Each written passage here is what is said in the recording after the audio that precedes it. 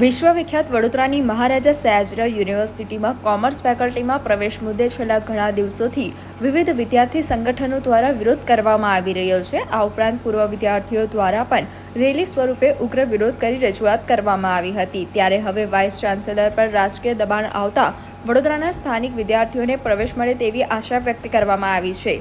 સમગ્ર મામલે ગુજરાત વિધાનસભાના મુખ્ય દંડક અને રાવપુરા વિધાનસભાના ધારાસભ્ય બાળકૃષ્ણ શુક્લએ જણાવ્યું હતું કે MS યુનિવર્સિટીના પ્રવેશના સંદર્ભમાં જે તે વખતે અમારા સાંસદ ડોક્ટર હેમાંગ જોશી સાથે રહીને અમે તમામ ધારાસભ્યોએ મળી વાઇસ ચાન્સેલર સાથે સંપૂર્ણ ચર્ચા થઈ હતી અને રાજ્ય સરકારમાં પણ રજૂઆત કરી હતી, જેના ભાગરૂપે વડોદરામાં જે બાકી રહેલા વિદ્યાર્થીઓ છે તેમ તમામને MS યુનિવર્સિટીમાં પ્રવેશ મળે તે માટે યુનિવર્સિટી અને રાજ્ય સરકાર કટિબદ્ધ છીએ તેમ જણાવ્યું હતું।